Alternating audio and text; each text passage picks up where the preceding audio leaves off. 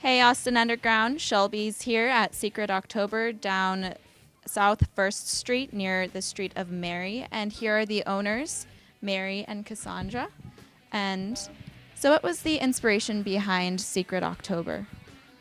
Well, I always, when I was a kid, whenever I'd come into stores like this, then I don't know, it just always blew my mind, and I always thought it was the greatest place in the entire world. And so, whenever I could, I always tried to get jobs working at stores like this. And it was just always my dream to finally have one. And I think it's very important to the alternative scene to have a store like this because besides just a place to buy your clothes, it's also a meeting place for people, and we're just sort of the center of the scene and kind of the glue maybe that holds it all together, I guess. So. And for you? Same thing. Ever since I was little, I lived in Oklahoma, and we didn't have stores like this. So, like when I moved to Austin, it was like, wow. I met Cassandra when she had just started the store, and I had a part-time job, and I just come and hang out at the store and drink beer with her. And so when she needed somebody to co-own the store, I said, hey, I'll support it, and start working here. So, you've been in the alternative scene though for a while and everything, so you've kind of had that background to kind of Yes. Yes. Exactly. Yeah. what was kind of your inception into the whole alternative scene and everything? When I was 9 years old, I discovered New Wave in the early 80s, and then that just progressed into a little darker and darker until the goth and industrial, and then punk rock, and then when I was in my early 20s, I lived at a punk rock house and I started putting on punk rock shows and played in bands and yeah, everything you could do with the scene. Basically, I've done it at some point or other and lived it. So.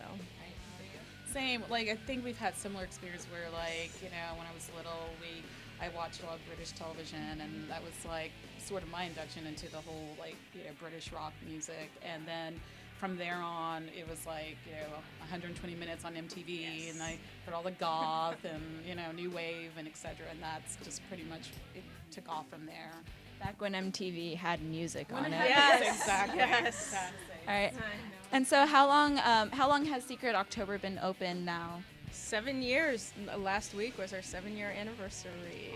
So. Congratulations. So, you're on South 1st Street, not to be confused with South Congress. Right. What would you say? Is it a completely different demographic, would you say? Absolutely. Yeah. Yeah, I would say South Congress is what would you say? It's a little bit more upscale shopping, whereas South First is kind of funky, and we've been here 7 years, but ever since then, there's a lot more funky businesses coming to this part of town, and now we've got Bolden Creek, which is closer, and we've got End of the Ear, which is a great music store, and we've got just a bunch of interesting shops on the street. Yeah. Yeah, I've never actually ventured down South First, but it seems like a very cool vibe. Were you always intending on having your store in this area? Yes, I'm not from here either. I'm from Illinois. But when I first moved here, I don't know why, I just started gravitating towards this street, and there were only, I think, maybe 2 or 3 weird shops on this street when I first got here. Yet I would always keep coming here for some reason, and I always said if I open a store, I want to do it First Street, and it is cheaper than Congress too. So. Well, dreams come true and have added bonuses to them. Yes, but I do like this. I love South Austin, and South Central Austin is very creative and funky, and I would really hope that if we ever do expand to a bigger place that we are able to stay in this little area. Awesome. It's nice. So, what kind of inventory do you carry here? I know it's not only punk versus goth and band shirts and everything, but also where do you get your merchandise from? Do you get it from local designers or boutiques, or is it more from manufacturers and whatnot? We started out doing mostly vintage with a few things from manufacturers, and then there's always been a little bit of handmade things thrown in just for variety. But now we're getting more and more new things from manufacturers, and because of lack of space, we can't do as much vintage, unfortunately.